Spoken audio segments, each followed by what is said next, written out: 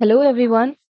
I hope you all are doing good and studying in a really effective manner. So, this video is going to be informative, especially for those students who are getting 5 bands and 5.5 after doing a lot of things.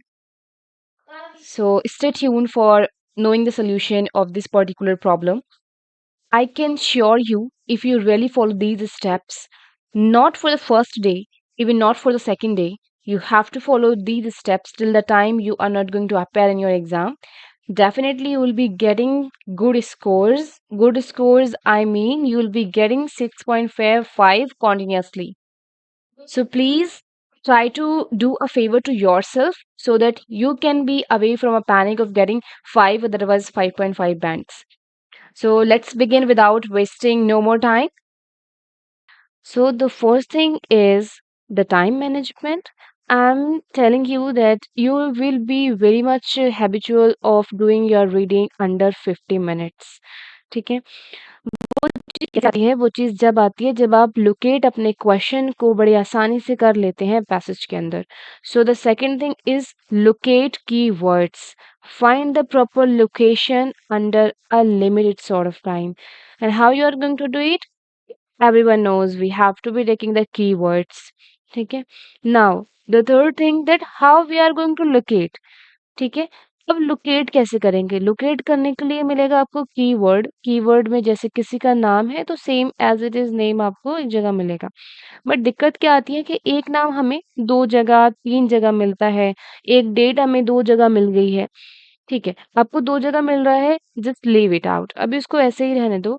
Next thing, locate the proper synonyms. ठीक है, like as I have written here कि link करना है आपने. आपने synonyms को link करना है क्योंकि जो आपकी कैम्ब्रिज होती है उसमें मोल्डिंग होता है. लैंग्वेज बहुत ज़्यादा ऊपर इतना अच्छा कमांड है तो आप आसानी से उसी लोकेशन को पकड़ोगे. लाइक 2 नाम 2 जगह लिखे बट आप एक को एलिमिनेट कर दोगे क्योंकि वहाँ पे आपके मतलब की बात नहीं हो रही है, इन अ सेंस कि वहाँ पे जो क्वेश्चन के वर्ड्स यूज़ हुए हैं वहाँ पे उसके सिनोनिम्स यूज़ नहीं हुए. So that location is itself eliminated. ठीक है. So moulding of Cambridge language specially in passage. ये मैंने एक स्टेटमेंट लिखा है उन बच्चों के लिए जो कोई नहीं जानते कि रीडिंग में क्या होता है. एक मोल्डिंग होती है. मोल्डिंग कहाँ होती है? इतनी मोल्डिंग होती है जो कि आपके पैसेज के अंदर. ठीक है, स्पेशली इन पैसेज. क्वेश्चन बड़े सिंपल होते हैं. क्वेश्चन बंदे को समझ में आ जाते हैं अगर उसकी इंग्लिश बेसिक है, मतलब थोड़ी बहुत ही ठीक है. ठीक है. So now here I have written one more thing that is point to remember. This is a main thing like जिसकी वजह से आपका टाइम बहुत बचेगा. ठीक है, वो चीज़ है आपका understand the demand of question. बहुत से बच्चे क्या करते हैं, क्वेश्चन को पढ़ लिया और रश कर दिया पैसेज की तरफ. ठीक है. सो वो चीज़ नहीं करनी है. पहले थोड़ा सा गैस वर्क कर लेंगे, जैसे कि सिर्फ 3 चीज़ों का गैस वर्क करते हैं कि यहाँ पे कोई यूनिट आना है, जैसे कि डेट आनी है या कोई मेज़रमेंट का साइन आना है, कुछ आना है, तो वहाँ पे कोई यूनिट आना है या फिर वहाँ पे किसी बंदे का नाम आना है या वहाँ पे कोई किसी पर्टिकुलर चीज़ का नाम आना है, जैसे गोल्ड आना है वहाँ पर या वहाँ पे सीड आंसर आना है, कोई नाउन आंसर आना है या वहाँ पे कोई एडजेक्टिव आंसर आना है, जैसे जिसको हम सारे को क्या कह लेते हैं, ट्रेंड के अंदर मान लेंगे. तो वहाँ पे कोई एडजेक्टिव आंसर आना है, जैसे कि आपकी ब्रदरहुड आंसर आना है, वहाँ पे आपका कुछ ऐसा जिसमें कुछ क्वालिटी पता लग रही है आपको. तो ये थोड़ा-सा डिमांड ऑफ क्वेश्चन को अंडरस्टैंड करो, स्पेशली किसके अंदर, आपने फिलिप्स के अंदर ये काम करना है. ठीक है. Now moving to the next. अब यहाँ पे आता है कि follow a sequence in reading. Yes, it is very important to follow a sequence in reading. जो चीज़ें मैंने आपको कहा था सबसे पहले जब आपने यहाँ पे थंबनेल देखा होगा, तो वहाँ पे क्या लिखा है? वहाँ पे लिखा है how to save your 10 to 15 minutes while reading. ठीक है. उसके बाद एक वहाँ पे वर्ड लिखा होगा रिसर्च. आपको पूरा थंबनेल का भी एक्सप्लेनेशन यहाँ मिल जाएगा ऑटोमेटिकली. सो नाउ वही चीज़ आ गई अब कि 10 टू 15 मिनट्स कैसे सेव करें. तो उसके लिए ये कुछ इंस्ट्रक्शंस हैं जो आपने सीक्वेंस वाइज फॉलो करने होते हैं. ठीक है. तो पहली चीज़ है read heading of passage. Passage की हेडिंग रीड करो. कि बहुत से बच्चे रीडिंग ही नहीं करते, उसकी हेडिंग क्या है, मतलब हेडिंग में क्या लिखा है वो पढ़ा ही नहीं है किसी ने, बस क्वेश्चन पढ़ा है और उसकी तरफ रश ऑन करने लग गए, या फिर दूसरी कैटेगरी होती है जो हेडिंग नहीं पढ़ा, पूरा पैसेज पढ़ने लगे। तो हम क्या करते हैं कि हमें read heading of the passage is very compulsory, it is important, क्योंकि इससे आपका पूरा पॉइंट ऑफ व्यू मिलेगा कि बात किसकी हो रही है। लैंग्वेज की बात हो रही है, न्यूमेरल्स की बात हो रही है, न्यूमेरिक्स की बात हो रही है, या फिर आपकी किसी प्लांट के बारे में बात हो रही है, ठीक है? तो आपको एक आइडिया मिल जाएगा रफ सा। जैसे कि मैमोथ, एक मैमथ करके आपका एक टॉपिक है, वूली मैमथ। तो उसमें मैमथ के बारे में बताया, जो एक एनिमल होता है, जो एनिमल किसके जैसा होता है, एक एलिफेंट के जैसा, पुराने ज़माने में एंशिएंट टाइप ऑफ ज़माने में आपको वो चीज़ें देखी जाती थी, ठीक है? तो वो एक हेडिंग से हमें थोड़ा आइडिया, रफ आइडिया मिल जाता है, तो हम समझ लेते हैं। और हमेशा ऐसा करो, जब भी आप रीडिंग करते हो, तो हेडिंग अगर नहीं समझ में आ रही है, उसमें क्या लिखा है, तो एटलीस्ट ये कोशिश करो कि सर्च कर लो कि इस चीज़ का नाम क्या है, या इस चीज़ से किस चीज़ से इसको मतलब है, क्या लिंक है। तो उससे थोड़ा आइडिया मिल जाएगा, रफ आइडिया मिल जाता है। जब हम चीज़ें पढ़ते हैं तो थोड़ी-सी रनिंग बन जाती है। Instead of understanding the passage, understand the reading heading, okay? Now jump to read the question. Second step is to jump to read the question. Question को रीड करो। हेडिंग रीड करी, तुरंत ही क्वेश्चन को read कर लिया। पहला question read कर लिया आपने। उसके बाद आपने क्या करना है, हाइलाइट कीवर्ड्स। कहाँ पे कीवर्ड्स हाइलाइट करोगे, जो क्वेश्चन पढ़ा है उसमें जो कीवर्ड्स थे उनको हाइलाइट कर लिए। जैसे कि डेट्स हो जाती हैं, ठीक है? जो डेट हो गई उनको ब्रैकेट कर लिया। डेट की जगह पे कोई यूनिट मान लो, कोई यूनिट हो गई, ऐसी कोई लेंथ के बारे में बता रहे हैं कि 20 किलोमीटर लेंथ, या फिर डिस्टेंस के बारे में आपको बता रहे हैं, या किसी के मेजरमेंट के बारे में बता रहे हैं, तो उन सबको क्या कर लो, ब्रैकेट कर लो पैसेज के अंदर एज वेल एज क्वेश्चन के अंदर। ट्रेंड में आपकी चीज़ें आ जाती हैं अपार्ट फ्रॉम नाउन। नाउन के अपार्ट जो भी चीज़ें बचती हैं, मानो आपने कोई पैसेज पढ़ा या आपने कोई क्वेश्चन पढ़ा, वहाँ पे कह रहा है ग्रेजुअल, उसके बाद आ गया आपका नेम्स। नेम्स में किसी के भी नाम हो गए, आपकी जगह के नाम हो गए, यूनिवर्सिटी का नाम हो गया, किसी बंदे का नाम हो गया, तो आपने उन सारे नेम्स को क्या कर लेना है, सर्कल कर लेना है दोनों जगह पे, ताकि आप वो सर्कल सर्कल मैच कर पाओ, आप अंडरलाइन अंडरलाइन मैच कर पाओ, और ब्रैकेट ब्रैकेट को मैच कर पाओ।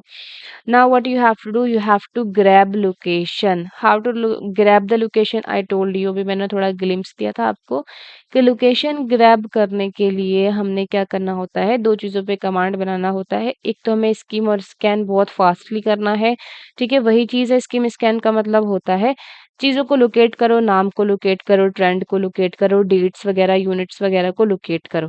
उसके अलावा चीज़ें आ जाती हैं, थोड़ा हमें सिनोनिम्स पे कमांड बनाना है। जैसे वहाँ पे लिखा है उसने ग्रेजुअल, तो यहाँ पे उन्होंने लिख दिया होगा मॉडरेट। तो ये थोड़ा लोकेशन हमें 100% बन जाती है कि हाँ, यही हमारे काम की लोकेशन है।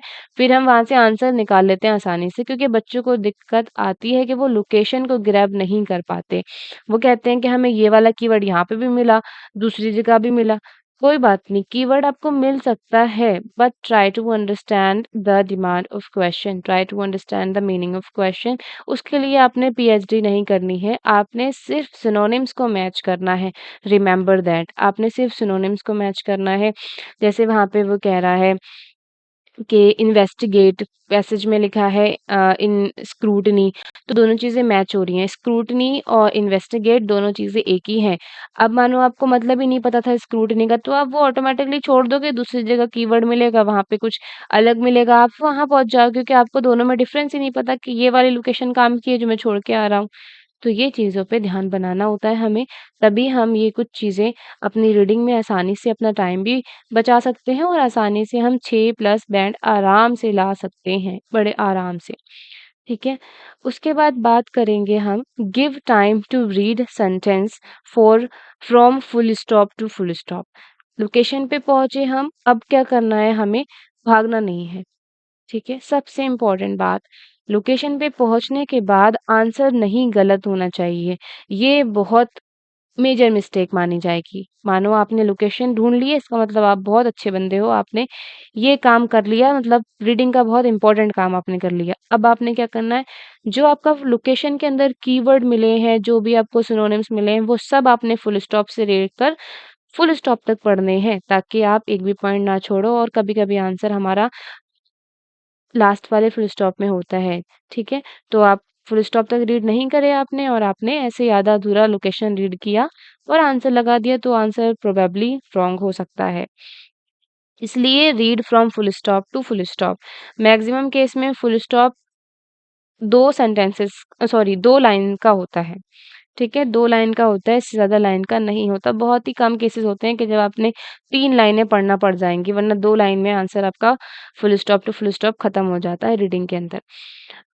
Now the final step is, answer अगर नहीं मिल रहा है तो क्या करें? ढूँढते रहें उसको? बिल्कुल नहीं। तो हमने क्या करना है, मूव ऑन टेक्निक अपनानी है।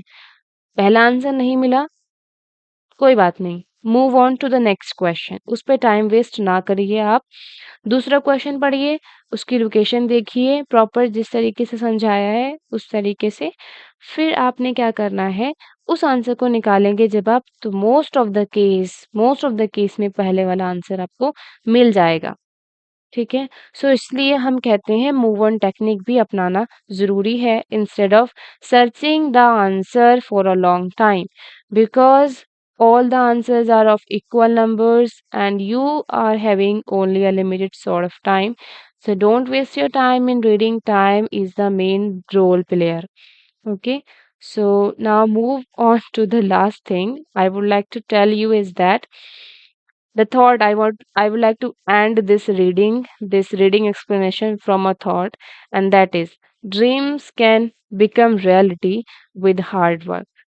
ये थॉट उन बच्चों के लिए है जो बच्चे आइल्स में अटेम्प्ट देकर आ चुके हैं, बैंड नहीं आए हैं उनके, बट स्टिल वो ट्राई करते हैं।